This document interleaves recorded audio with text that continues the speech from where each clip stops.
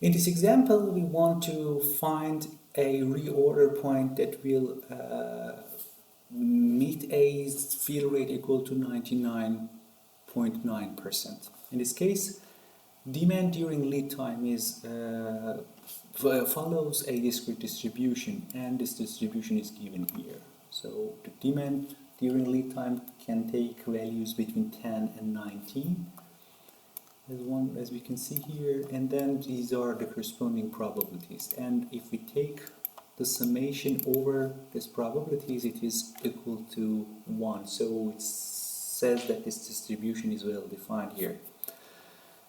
If you remember, ROP reorder point was the summation of the average inventory during lead time and safety stock.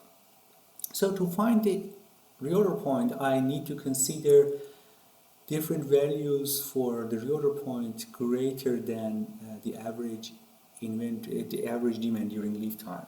Let's see what is the average demand during lead time. The average demand during lead time is simply the sum product of the different values that demand can take and the corresponding probabilities. So here the average demand is equal to 14.475, right? So I know that to satisfy a fill rate that high, 99.9%, their ROP should be much higher than this average demand during lead time. So I will consider all the values for ROP greater than 15, greater than 14 and a half, which means ROP is equal to 15, 16, 17, and so on. As long as I can get the ROP that will satisfy this fill rate. So I will start with 15, calculate the realized fill rate for a reorder point equal to 15, and see if this realized fill rate is greater than or equal to the target fill rate. If it is, then I have solved the problem. I have found the answer. Otherwise, I need to move to the next level for ROP and so on. So here I want to calculate these expectations. So I will do the terms one by one and then do summation. And of course, I will start from here for the demands that are greater than the reorder point. So 16, 17, 18, and 19. And for each of these values, for each of these cells in this column, I will calculate this expression for different values of J. And these J values are in fact 16, 17, 18, and 19. Okay, let's start here. So it is, if demand is equal to 16, then we will have a backorder equal to 1, and it will happen with a probability of 0.15.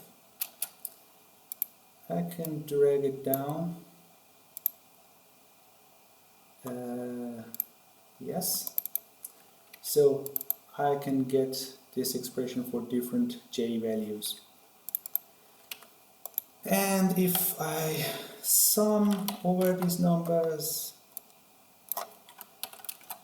I will get 0.5, and then the realized fill rate, if you remember from the slides, was equal to this expression, this formula here. So 1 minus the expectation, which was the expected number of back orders in one cycle, divided by Q, which is 100. Sorry. Okay. So it gives the realized fill rate equal to 99.5, and what we can see here is that the realized fill rate is less than the target fill rate. So an ROP equal to 15 cannot be the answer to our question.